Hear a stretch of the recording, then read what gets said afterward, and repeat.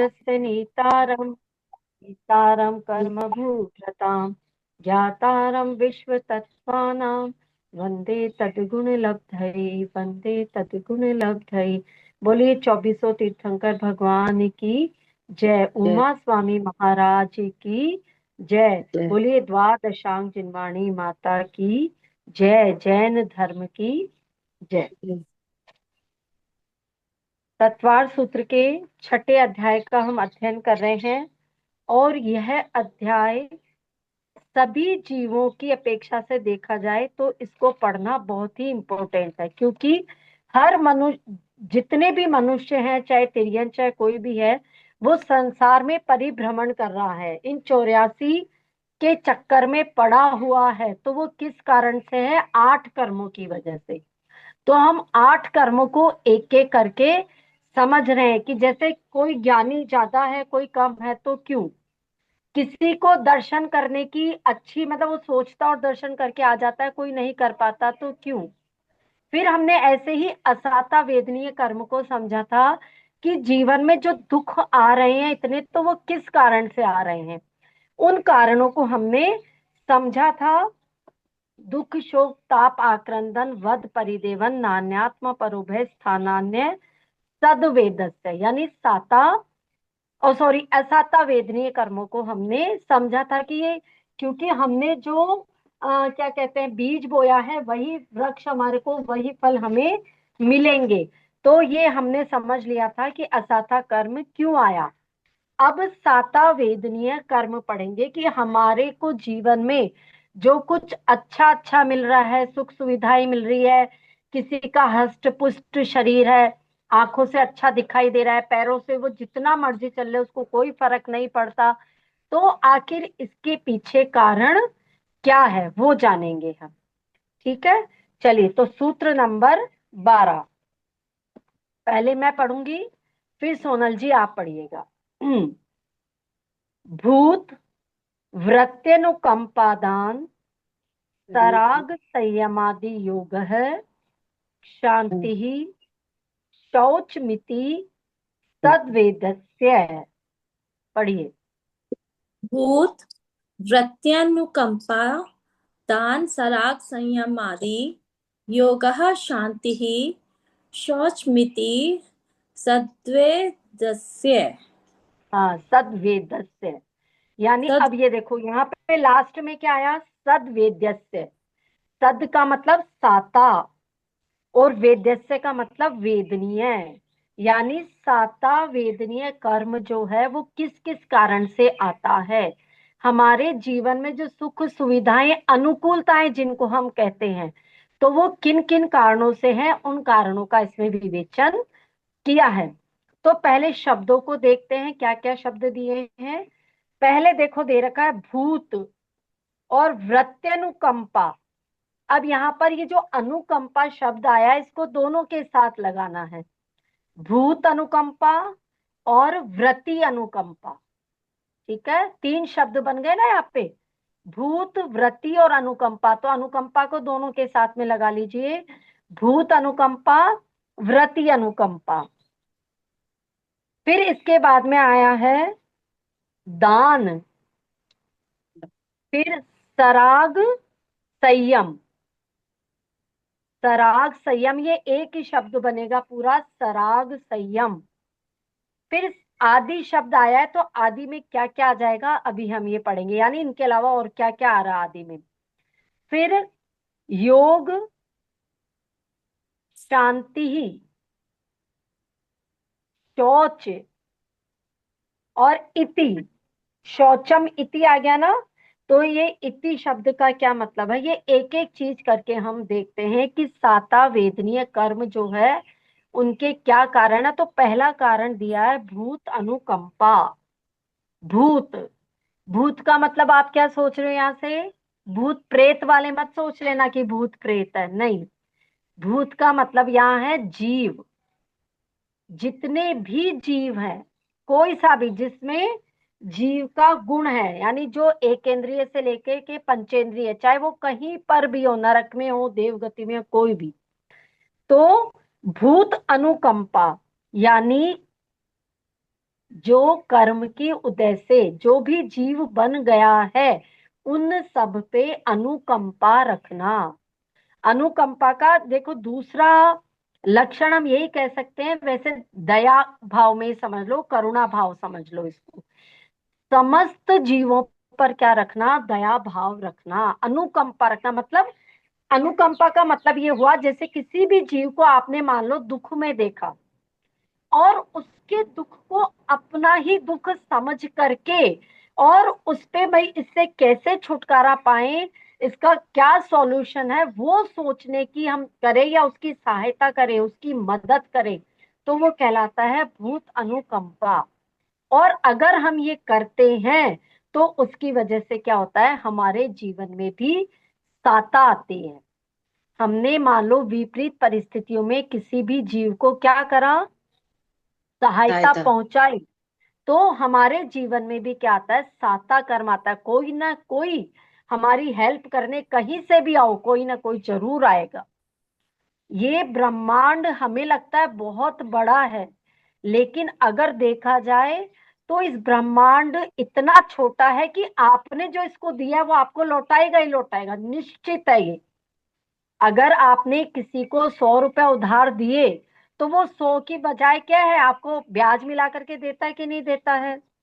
तो आप अगर किसी का अच्छा करोगे तो वो ब्रह्मांड में जो भी, मतलब कहने का मतलब ये कर्म बोलते हैं वैसे इनको, जो हमारे कर्म है तो वो उसमें ब्याज मिला करके हमारे को अच्छे कर्म के रूप में उसको वापस लौटाएंगे ही लौटाएंगे। बहुत सी बार हमने ऐसे देखा कि हमारे जीवन में भी कितनी परिस्थितियां ऐसी आ जाती है, हम कहते हैं यार हमारा तो ऐसा कोई था ही नहीं, पर पता नहीं वो कहाँ से आ गया कि मतलब हमारा अच्छा हो गया। ये कहाँ से आया, ये क्या क्यों हो गया, ये इसीलिए हो गया कि आपने कभी ना कभी अपने पूर्व जीवन में या अभी प्रेजेंट में किसी का अच्छा किया था, तो इसलिए आपके जीवन में भी वो अच्छा ही लौट करके वापस आई है। समझे? तो इसलिए जीवों पर हमें अनुकंपा करनी चाहिए। जैसे आ, हमारे घर के पास में एक मौसी जी रहते हैं, तो उन्होंने क्या किया था, एक बार छोटे छोटे जो दो पिल्ले होते हैं ना कुत्ते के, तो उनको उन्होंने किसी बड़े कुत्ते से उनको क्या किया था, बचाया था, है ना, उनकी जान उन्होंने बचाई थी। अब एक बार बचाई ना उन्होंने, लेकिन अब क्या कि वो जैसे रात में वो कहीं पे भी जाएगी ना, तो जब तक वो घर पे नहीं आ जाती वो पिल्ले उनके, उनको पता तो लग ही जाता है भाई ये इस घर में गई, वहां बाहर खड़े रहेंगे, उनको आवाजें लगाएंगे और उनको वापस घर तक छोड़ के आएंगे, फिर वो अपने पिल्ले अपने घर में जाते हैं।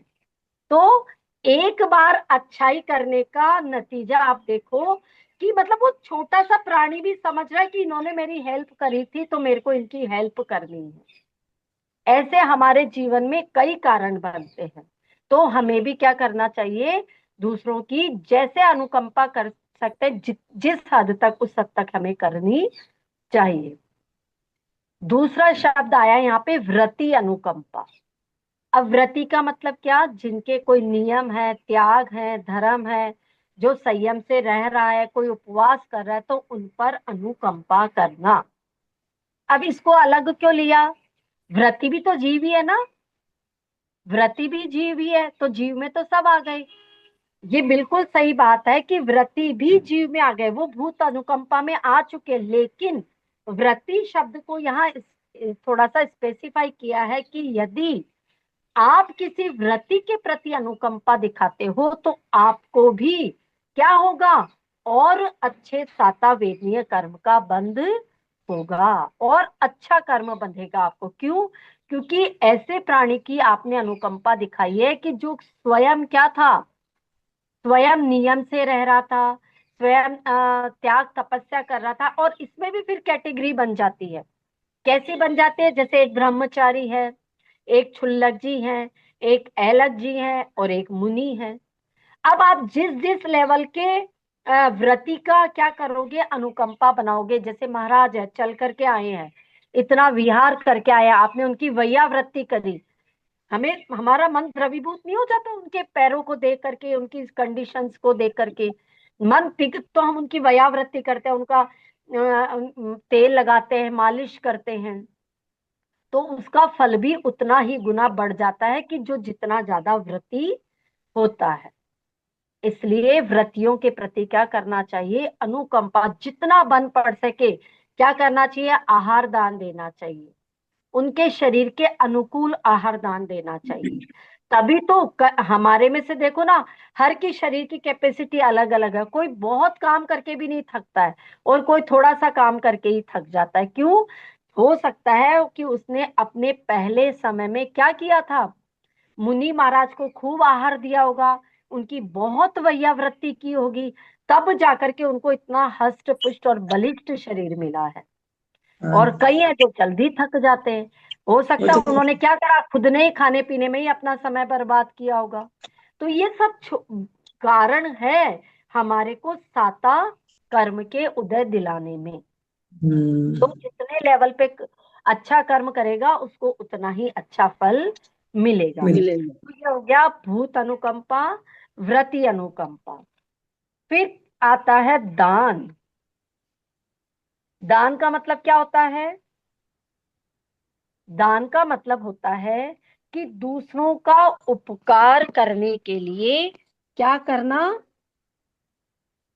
अपनी दूसरों का उपकार करने के लिए अपने पास में जो भी चाहे संपत्ति है जो भी है उसमें से कुछ का क्या कर देना, त्याग कर देना, किसी को दे देना, जिससे कि दूसरे का भला हो जाए, दूसरे का अच्छा हो जाए। ठीक है ना? तो वो क्या कहलाता है, दान कहलाता है। और दान की महिमा तो इतनी ज्यादा है, महाराज जी कहते हैं कि तुम अगर मैंने एक बार बताया भी था कि हमें कितने कितने परसेंट दान देना चाहिए, बताया था ना? बताया था मैंने एक बार कि अपनी इनकम का 25% तो सबसे अच्छा दान होता है, कि भाई आपने 1/4 दान क्या करा, उत्कृष्ट दान हो गया। ठीक है। फिर उसके बाद में हो गया 10% हो गया, और फिर उसके बाद में हो गया 1%। यानी अपनी इनकम का सबसे जघन्य है, 1% तो दान करना ही करना चाहिए। अब वो कहाँ करना है, कैसे करना, विवेक लगा करके। ऐसी जगह दान नहीं देना जहां अपना धर्म नहीं पल रहा, या जहां पर हिंसा हो रही है। ऐसी कुपात्रों जगह को दान, धर्म। तो उल्टा आपको क्या होगा, असाता कर्म का बंध हो जाएगा, असाता वेदनीय का। अच्छी जगह दान देना जहां, जरूर जैन से मतलब नहीं है, कोई ऐसा मनुष्य है जिसको वास्तव में जरूरी है, जो अच्छा है, व्यवहार से बहुत अच्छा है, लेकिन किसी कारणवश उसके जीवन में कोई कमी पड़ गई, तो आप उसको जीविकोपार्जन के लिए क्या कर सकते हो, पैसे दान दे। दे सकते हो। और वहां ये जताना जरूरी नहीं कि हम आपको दान दे रहे हैं, ऐसा नहीं, किसी की भलाई करी और भूल जाओ बस, ऐसा, वो दान कहलाता है अच्छा दान। तो दान देने, सुधा सागर जी महाराज कितना जोर देते हैं ना दान देने पे, आदित्य हम्म, सागर जी महाराज, वो तो आदित्य सागर जी महाराज बच्चों के पढ़ाने पे जोर देते हैं कि जो बच्चा नहीं पढ़ पा रहा उसको पढ़ाओ, तो उससे क्या हम्म, होगा, आपका चारों प्रकार का दान उसमें आ जाएगा, वो बच्चा कमा करके खुद भी खाएगा, अपनी फैमिली को खाएगा, अच्छे मार्ग पर लगाएगा। ठीक है ना? तो इस तरह से अपना विवेक लगा करके अच्छी जगह हमें दान देना चाहिए। ठीक है। फिर इसके बाद में सराग संयम। सराग और संयम दोनों शब्द इसमें आए हैं। अब सराग का मतलब क्या है? सराग का मतलब है जिसको, मतलब मोक्ष मार्ग पर जाना तो है लेकिन उसका राग भी छूटा नहीं है, यानी वो अपनी घर गृहस्थी में ही है, और साथ में क्या आ गया, संयम, यानी संयम का भी पालन कर रहा है। घर गृहस्थी तो नहीं छोड़ी उसने, घर गृहस्थी में रहते हुए भी किसका पालन कर रहा है, नियम संयम तप आराधना अपनी कर रहा है।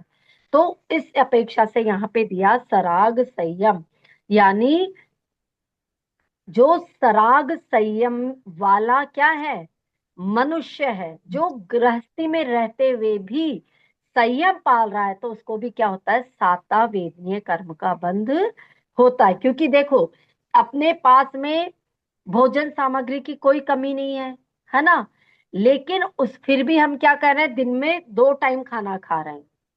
ये नहीं पशुओं की भांति सुबह से लेकर रात तक चल रहे हैं और रात में भी मुंह बंद नहीं हो रहा है, रात में भी खाए जा रहे हैं, खाए जा रहे हैं। तो उससे क्या हमें अच्छा कर्म का बंद हो जाएगा? नहीं। बल्कि हमारे को ऐसा करने से क्या होगा, हम बीमार हो जाएंगे। बोलते ना, जो एक बार खाए वो योगी, योगी। 2 बार खाए वो भोगी, भोगी। और जो 3 बार खाए वो रोगी। अब तीन रोगी। बार खाने वाले को क्या बताया? रोगी। और ये रोग किस रूप में आ गए आपके सामने? असाता वेदनीय कर्म के रूप में तो सामने आए ना। रोग हो गया कोई भी, जो ज्यादा खाता है उसके हम्म। डाइजेशन में प्रॉब्लम रहती है, और उस डाइजेशन में प्रॉब्लम की होने से सारे शरीर में कहीं ना कहीं कहीं बीमारी आ जाती है। जॉइंट्स पेन हो रहा है, गैस बन गई है, अपच हो रहा है। तो हम खुद हमारी बीमारी के कारण स्वयं हैं। इसलिए संयम का पालन करेंगे तो क्या होगा? साता वेदनीय, यानी अच्छा, हम बीमार नहीं होंगे। घर गृहस्थी में हमारे रहो, ऐसा कोई बुरी बात नहीं है, लेकिन संयम के साथ में। तो हमारे उस, लाडनू में है ना, ऐसे एक एक लेडीज है, पूरे इतना पैसा है हाँ लेकिन 2 टाइम ही मुंह जूठा करती है, बस 2 टाइम पानी में भी 2 टाइम, पूरे दिन में 2 बार ही मुंह जूठा करती है। हाँ, अब बताओ हम कितनी। और अभी जैसे सुशीला जी पाटनी है, उनके किस हाँ। चीज की कमी है? लेकिन हाँ। कितनी नियम संयम और धर्म के साथ में रहती है। उनके कोई कमी है? वो तो चाहे तो बैठे बैठे नौकर पानी तक पिलाए उनको, लेकिन नहीं, संयम पाल रखा है। सही पूर्व बात। जन्म में जो पुण्य किए वो इस जन्म में उसका फल भोग रहे हैं, और अभी जो हम्म। करेंगे तो निश्चित रूप से आने वाली गति में उनको क्या होगा? अच्छे कर्म हम्म। का फल बंध मिले। होएगा। है ना? पैसा सबके पास में होता है, लेकिन वो अच्छे काम में ही खर्च करे ये जरूरी नहीं है, और नहीं करते तो उसके परिणाम हमें पता चल ही जाते हैं। है ना? इंद्रियों पे परिणाम सब। पता चलते, हाँ, उसका दिख जाता है हमारे को कि इसने पुरान जैसे मान लीजिए कोई डायबिटीज वाला पेशेंट है। अब घर में सब है, मीठा वीठा सब रखा हुआ, लेकिन डॉक्टर ने कह दिया आप खाओगे डायबिटीज बढ़ जाएगी तो आपको मुश्किल होगी। तो घर में रहते हुए भी वो सुख सुविधा नहीं भोग पाते। क्यों? क्योंकि उन्होंने पहले क्या, किसका पालन नहीं किया? संयम का पालन नहीं किया। इसलिए संयम का पालन करना चाहिए। चलिए। फिर अब देखो, सराग के साथ में यहाँ पे आदि शब्द आया था ना, सरागादि आया था ना, तो मैंने कहा था आदि में और बताएंगे आपको क्या क्या है। तो आदि में यहाँ पर आ जाता है संयमा संयम, अकाम निर्जरा, और बाल तप। ये 3 चीजें भी इसी के अंदर आ जाती है। बाल तप का मतलब क्या होता है? जैसे किसी को धर्म का सही स्वरूप पता नहीं है और वो फिर भी तप कर रहा है, जैसे सुबह से शाम वो कह रहा है मैं तो भूखा ही रहूंगा। या जैसे किसी को ये मत पता नहीं कि 10 लक्षण के जो उपवास करते हैं वो क्यों करते हैं, इसके पीछे क्या कारण है ना? लेकिन उसको तो क्या पता है केवल कि भाई 10 दिन खाना नहीं खाना, बस ये उपवास है। अब उसने चाहे इस दृष्टि से भी उपवास किए, अन्न तो ग्रहण नहीं किया ना उसने, तो नहीं। इसको बोलते हैं अन्न जाने में जो हमसे तप हुआ उसको बोलते हैं बाल तप। तो उसके कारण भी हमारे कर्मों की क्या हो जाती है? निर्जरा हो जाती है। तो हमारे को उससे भी साता कर्म का बंध होता है। जैसे मान लीजिए अपन उपवास नहीं कर पाते, लेकिन छोटे छोटे नियम अगर हम ले लेते हैं। ये नियम क्यों चालू करें हमने ग्रुप में? इसीलिए चालू करे हैं ताकि छोटे छोटे नियम लेने से क्या होगा, दिन का एक नियम लेते हैं हम लोग, और वो नियम लेने से हमारे आत्मा में संस्कार पड़ रहे हैं नियम संयम के। उससे क्या करेंगे, हम हमारे कर्मों की निर्जरा कर संयम में रहना सीखेंगे, इंद्रियों को कंट्रोल बस करना में। सीखेंगे। है ना? इसलिए तो हाँ। ये कहलाता है अनजाने में। नहीं जानते हुए भी हमने, बस ठीक है, कोई 10 उपवास कर रहा था हमने भी कर लिया, कोई बात नहीं, नहीं जानते थे अब जान लेंगे, परंतु किया तो सही ना, तप तो किया ना। ऐसे ही आपने देखा होगा तापसी लोग जो होते हैं, तपस्या करते हैं, हिमालय पर्वत पे जाकर के खड़े रहेंगे, एक ही आसन में खड़े रहते हैं, हिलते भी नहीं है, वहां पर इतनी ठंड है, बर्फ है, हिलते नहीं है। तो उनको भी ये बाल तप का पुण्य मिलता है। चल। या कोई है जैसे अपनी जटाएं तो उन्होंने बढ़ा रखी है और एक आसन में बैठे हैं, बस एक ही जगह, घना जंगल है, किसी से डर नहीं रहे हैं, किसी चीज का उनको भय नहीं है, और बस एक जगह एक आसन पे बैठ करके ध्यान कर रहे हैं, किसी भी का भी करो चाहे वो। तो ये सब किस श्रेणी में आ गया? बाल तो तप। नहीं, कूतप नहीं कहलाएगा, ये कूतप से पाप का तो बंद होगा, कूतप। मेरी मेरी बात समझो, कुतप तो है, जैसे कि वो करते ना यज्ञ हवन जो करते हैं, हाँ हाँ वो हाँ। कुतप है। लेकिन इसमें जो मैंने बताया ना कि वो भूखे रह रहे हैं, तो भूखे रहने में हम्म, किसी की हिंसा हुई क्या? नहीं, उनके चलने फिरने से जीवों की हिंसा हुई क्या? तो वो वो त्याग बचाया भी कि नहीं बचाया? तो ज्ञान नहीं है उनको, ज्ञान नहीं है, अज्ञानता के कारण उन्होंने क्या किया, तप किया, इसलिए उसको बाल तप कहते हैं। अच्छा। आप ऐसे भी सोच सकते हो, जैसे बच्चे हैं, बच्चे हम्म स्कूल चले गए, मान लीजिए उनकी एक्स्ट्रा क्लासेस है, सुबह से शाम तक रहे, टिफिन था नहीं, खाना नहीं खाया, है ना, तो वो भी बाल तप में आ जाता है कि वो अनजाने त्याग में भी उसने उन्होंने किया, छोड़ा। लेकिन नियम तो पाल लिया, त्याग नहीं किया घर हाँ से। नियम, हाँ अनजाने में ही पला पर पल गया। ऐसे ही हम्म अकाम निर्जरा, अकाम निर्जरा का मतलब होता है बिना जाने बूझ करके, हमारा भाव तो नहीं था, मतलब हम्म जैसे सपोज करो मेरा भाव नहीं है कि भाई मैं आज व्रत करूं, ठीक हम्म है, मैंने 1 बजे के आसपास खाना खा लिया, अब शाम को गेस्ट आने वाले हैं, गेस्ट आ गए और मैंने उनका तैयार किया, और शाम को 5 बजते बजते वो लोग आ गए, अब उनको खाना खिलाया, तब तक रात हो गई, अब मेरा खाना छूट गया, है ना। अब हमने क्या नहीं किया, हाय हाय नहीं की कि मेरा खाना छूट गया, मेरे को तो भूख लग रही है, ठीक है, मन में क्या रखा, शांति रखी कि कोई बात नहीं, गेस्ट ने अच्छे से खा लिया ना, इतना ही बस मेरे वही। लिए। तो हम्म मन में ये जो भाव आए शांति के, उस समय समता परिणाम आए, भाव नहीं था व्रत करने का, लेकिन व्रत अपने आप ही हो गया, तो हो उसको गया। बोलते हैं अकाम निर्जरा। बिन मतलब मन में समता भाव रख करके क्या किया हमने, जो चीज छूट गई उसके प्रति हमने बहुत ज्यादा आसक्ति नहीं रखी, तो उसको हम्म बोलते हैं अकाम निर्जरा। तो इस वजह से भी साता कर्म का बंध होता है। और ऐसे ही संयमा संयम, संयमा संयम का मतलब होता है, जैसे एक था सराग संयम और इसमें आ गया संयमा संयम, यानी संयमी व्यक्ति भी संयम को पालन कर रहा है, तो उसको तो नेचुरल है, साता कर्म का बंध होएगा ही होएगा उसको तो। जब सरागी को हो रहा है, जो घर गृहस्थी में रह के संयम का पालन कर रहा है, उसको साता कर्म का बंध हो रहा है, तो संयमा संयम यानी जिसके संयम, सॉरी सुनो, संयमा संयम का मतलब है संयम में रहते हुए भी कभी कभी असंयम के भाव आ जाता है, इसको ऐसे समझो, है ना, संयम में रहते रहते भी कभी असंयम हो जाता है। जैसे मान लीजिए उपवास था, नियम ले लिया, और क्या हो गया, कहीं से कोई खुशबू आ गई किसी चीज की, और मन में क्या भाव आ गया कि यार इसकी खुशबू आ रही है तो खाने का मन हो गया, इतना सा भी अगर हमारे जीभ रस इंद्रिय पर क्या आ गया, हमारी जो टेस्ट बर्ड होती है ना, ये बहुत ज्यादा सेंसिटिव होती है, जैसे ही कोई चीज देखी, खुशबू ली, तुरंत हमारे यहाँ पर रस बन जाता है, बनता है कि नहीं बनता है हाँ, ना। रसना। तो उस, हाँ तो उस समय भी क्या हो जाता है, अगर हमने इस तरह से इस ये वाली कंडीशन ना, तब भी साता कर्म बन जाता है कि कोई बात नहीं, संयम का पालन तो किया ना हमने, खाया नहीं, सिर्फ क्या मन में भाव करे थे, खाया नहीं उसको, तो ये सारे उस पे लगा लेना, सारी इंद्रियों पे इसको फिट कर लेना। जैसे मान लो उपवास था, कोई मूवी जा रहे हैं, लेकिन हमने कहा नहीं, इच्छा तो हो रही है पर लेकिन आज तो मेरा उपवास है, मैं नहीं जाऊंगी, कल जाऊंगी, ये और बोल दिया कल जाऊंगी, तो असंयम की स्थिति आ गई, कब, संयम करते समय। तब भी क्या कर लिया हमने, मिली जुली सरकार बना ली कि सब उपवास भी चल रहा और उसमें असंयम भी हमने कर दिया। देखो बहुत माइन्यूट, मतलब हमारे आचार्यों ने इतनी इतनी छोटी छोटी सी बातें लिख करके हमारे को सारी चीजें समझाने का प्रयास किया है कि किसके जीवन में कौन से कर्म बंध सकते हैं। तो अच्छा बंधना है तो वैसा आप करो, गंदा आप चाहते हो कि हमारे जीवन में असाता बंधे तो वैसा करो, वो सूत्र पहले बता चुके हैं वो, ठीक है। हाँ चलिए आगे,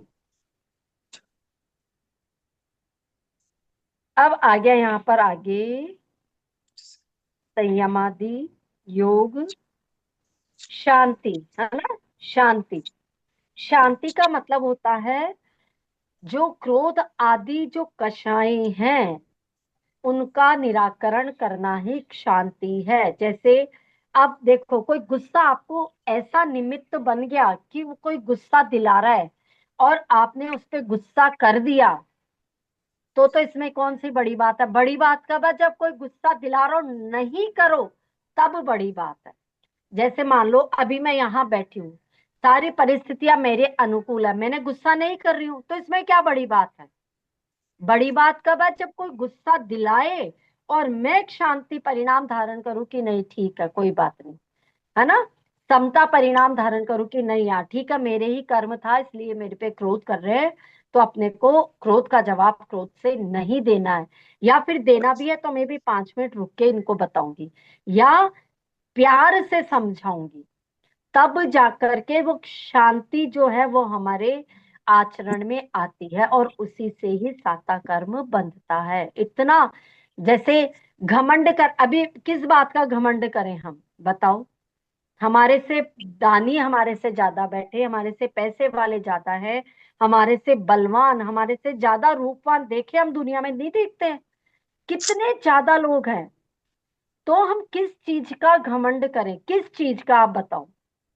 लेकिन मान लीजिए जैसा ही कोई हमसे कम मान लो ज्ञानी दिखा और हमने अहंकार कर लिया, अरे ये तो मेरे को आता है, इसमें कोई बड़ी बात नहीं है, ये तो मैंने कितनी बार पढ़ लिया, मैंने तत्वार सूत्र कितनी बार पढ़ लिया। नहीं, अहंकार ही उस समय ही तो अहंकार नहीं करना, उसको ही छोड़ना है। ठीक है, तो ये चारों कषायों में आपको लगाना है। जब लोभ करने की परिस्थिति आए और नहीं करो, जैसे मान लीजिए आपका नियम है कि मेरे को सुबह 8 बजे से लेकर के और शाम को 6 बजे तक दुकान पर बैठना है, अब ग्राहक नहीं है और 6 बजे बाद आए, अब उस समय आप अगर उस ग्राहक को छोड़ करके बोलो कि नहीं मेरा आज का टाइम ओवर हो गया, मैं तो अब कल से ही करूंगा, तब आप में एक शांति आएगी। इसको बोलते हैं कषायों का निराकरण करना, मन में एक शांति भाव लाना। तो ये चारों कषायों का निराकरण करना ही क्या है? शांति है, शुचिता है, पवित्रता है। आया ना यहाँ पे? शांति, शौच मिति, शौच मतलब पवित्रता, लोभ आदि नहीं करना, वो क्या कहलाएगा? पवित्रता कहलाएगा। तो ये हमने देखे कितने सारे कारण हैं, तो उनकी वजह से हमारे जीवन में क्या होता है? हमारे जीवन में साता कर्म बंधता है। हम बोल देते हैं जल्दी से कि देखो ये एक व्यक्ति, तुलना तो हम फटाफट कर लेते हैं कि ये व्यक्ति अभी बिल्कुल भी क्या नहीं कर रहा है, इसका धर्म वाला आचरण नहीं है, न ये दान देता है, लेकिन फिर भी इसके बाद में कितना पैसा है, इसके पास तो और पैसा आए जा रहा है, तो हमें तो फिर धर्म करने का कोई मतलब नहीं है। हम इतना धर्म करते हैं लेकिन हमारे पास तो फिर भी कोई सुख शांति सुविधा नहीं है, तो इससे अच्छा धर्म करना ही नहीं चाहिए। हम इतने फटाफट हमारे मतलब विचार रख देते हैं इस बात में, लेकिन ऐसे विचार रखना गलत है। उस समय हमें क्या सोचना चाहिए? हमें ये सोचना चाहिए था कि पूर्व जन्म में निश्चित रूप में इसने गाढ़े पुण्य किए हैं। गाढ़े पुण्य मतलब समझ गए ना? बहुत अच्छे पुण्य किए इसने, तपस्वियों की सेवा की, वैयावृत्ति करी, उपवास खुद भी किए, लोगों को प्रेरणा दी, या जो कर रहे थे उनकी भर भर के अनुमोदना करी, तब जाकर के आज इसके जीवन में क्या आया है? साता कर्म आया है। अच्छा सब कुछ तब अच्छा अच्छा मिला है।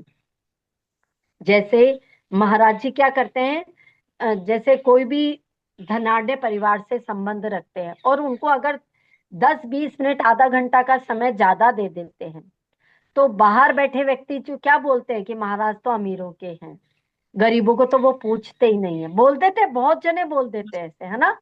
लेकिन उनको ये पता नहीं है कि महाराज अगर ये बोल रहे हैं तो उन्होंने भी उस धनाढ़ व्यक्ति से पैसा निकलवाना क्या है? आसान बात होती है? उसके दिमाग में बातें बिठानी पड़ती है, दान बिठाना पड़ता है, दया की भावना बिठानी पड़ती है, और वो जो दान देते हैं वो क्या करवाएंगे महाराज जी? ज्यादा से ज्यादा उनसे पंच कल्याणक में पैसा खर्च करवाते हैं, या फिर मंदिर बनवाते हैं, या फिर कोई तप की जैसे धर्मशाला आदि जो भी बनवाते हैं, है ना, तप भवन बनाते हैं। तो इसमें अगर उन्होंने प्रेरणा देने के लिए किसी व्यक्ति को टाइम लगा दिया तो इसमें क्या गलत है? उससे क्या हुआ? उसका पैसा दूसरी जगह खर्च नहीं हुआ ना, अपव्यय।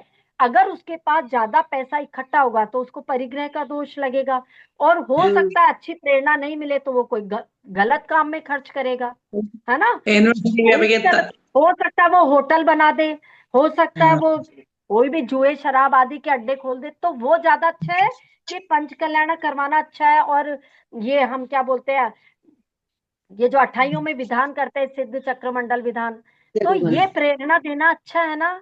इसीलिए महाराज जी क्या करते हैं, उनको प्रेरणा देते हैं ताकि वो बुरे कार्यों से बचे, उनका पैसा फिर जिस काम में लगा, उनसे गरीब ही तो कमा के खाते हैं। पंच कल्याणक में अगर होता है तो कौन आता है, गरीब लोग आके टेंट लगाएंगे, कोई बैंड बाजा वाला आएगा, सामग्री धोने वाला आएगा, जो व्यापारी हैं उनके चावल आदि बिकेंगे, तो ये सब बट गया ना उन सब में। इसीलिए कहते हैं कि वो जो कर रहे हैं वो अपनी जगह अच्छा है, हमें उनकी क्रिटिसाइज करके हमें हमारे असाता कर्म नहीं बांधने चाहिए।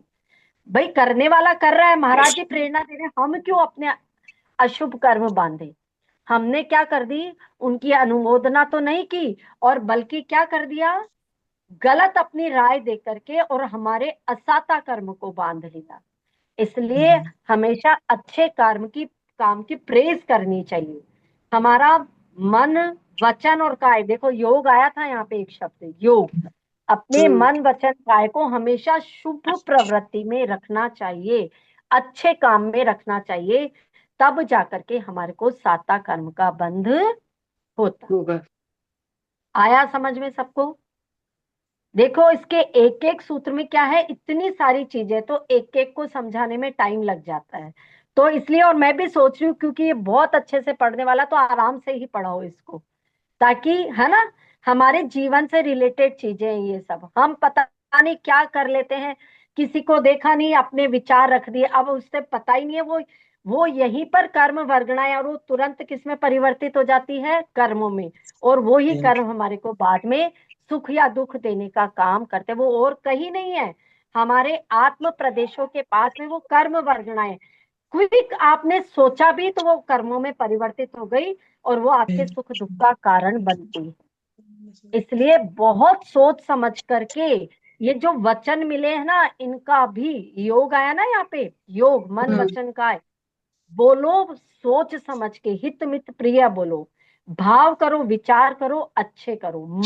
मन हो गया, वचन और काय, काय से शरीर, कोई ऐसा काम जल्दी जल्दी में नहीं करना, शुभ प्रवृत्ति में करो, अच्छे काम में सहयोग करो।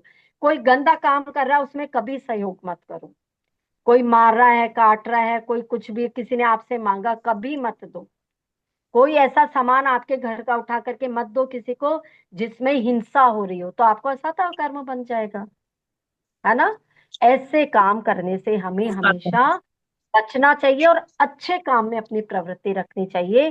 तब हमें क्या मिलेगा, सुंदर शरीर मिलेगा, हष्टपुष्ट शरीर मिलेगा, हमारे जीवन में सभी प्रकार की अनुकूलताएं आएगी, हमें अच्छा परिवार मिलेगा, पड़ोसी अच्छे मिलेंगे, कॉलोनी अच्छी मिलेगी, जितने मित्र हैं वो अच्छे मिलेंगे। तो इन सब के लिए आपको ये सूत्र दिया है, इनका ध्यान रखना है, किसका, भूत वृत्यानुकंपादान सराग संयमादि योग है, शांति ही शौच मिति सद्वेदस्य, ये सब हमारे जीवन में साता कर्म लाने में सहायक हैं। ठीक है, सबको आया समझ में। अब अनुकंपा में और दान में क्या अंतर है, यहाँ पे अनुकंपा शब्द आया ना, वैसे दोनों हम देखते हैं तो एक दूसरे से रिलेटेड ही है, पर फिर भी इसमें बताया अनुकंपा उसको कहते हैं जो दूसरों पे करते हैं, और दया का बताया कि जो स्वयं पर की जाती है वो दया है, दूसरों पे जो करते हैं वो अनुकंपा, इसमें स्पेसिफाई किया है ना, कि अनुकंपा और दया में थोड़ा सा अंतर बताया है। अब जो हमारा अगला सूत्र आएगा वो है मोहनीय कर्म। सबसे बड़ा शत्रु जो है मोहनीय कर्म, मोहनीय कर्म किसको कहते हैं, कोई जो, बताएगा। हाँ, हाँ जो बताओ। आपको दर्शन मोहिनी चाहे, अपने पर्दा दर्शन मोहिनी का। मोहनीय कर्म का मतलब क्या, मोहनीय, मोह, अपने अपने से किसी से अपना मोह छूटता नहीं है, अपन खाली मोह सब चीज के मोह ही रखते रहते हैं हर चीज में। जैसे हाँ, धर्म। मोह। हाँ, मोहनीय कर्मों का कर्म के राजा भी है। दो प्रकार है, कर्म का लेकिन ये किस वजह से होता है? मोह मतलब राग और द्वेष। राग।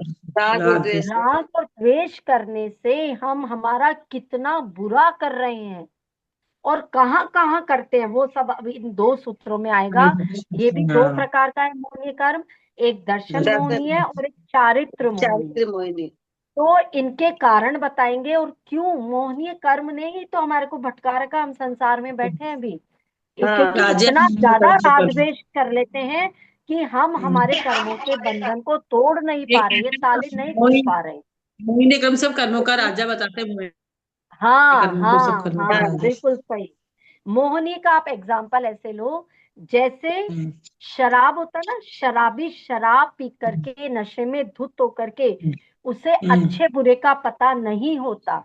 ऐसे ही हाँ, मोहनी कर्म के कारण व्यक्ति को सिर्फ उसको तो राग और द्वेष, अब उसको कोई मतलब नहीं है कि ये अच्छा है कि गलत है।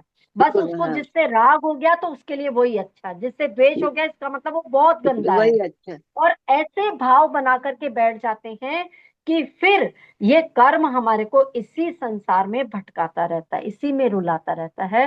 तो इसको हम कल की क्लास में लेंगे, क्योंकि सूत्र दोनों ही बड़े बड़े हैं और टाइम भी हमारा हो गया है ना। तो इस सूत्र को फिर कल लेंगे। अच्छा, आप बताओ मेरे को, हम कितने कर्म पढ़ चुके हैं अभी तक इस अध्याय में? कौन कौन से अच्छा। अपन कर्मों ज्ञान, को पढ़ लिया हमने? वो एक ज्ञानावर्णी मिनट, दर्शनावर्णी। मैं जिससे पूछूंगी वही बताएगा। हाँ दीपा दीदी, आप बताओ। माइक अनम्यूट करो। ज्ञानावर्णीय, दर्शनीय और वेदनीय। मोहनीय अब अपन अब पढ़ेंगे। मोहनी आप पढ़ेंगे, तो 3 कर्मों के बारे में हम पढ़ चुके हैं और आगे आने वाले समय में 5 कर्मों को और पढ़ना है कि कैसे हमने क्या क्या कर्म किए जो हमें कैसे कैसे सताते हैं। किसी की आयु कम है तो क्यों, किसी की ज्यादा है तो क्यों, किसी को बहुत अच्छा कुल मिला है किसी को कम मिला है तो क्यों, ये सब कारण हम अब जानेंगे। ठीक है।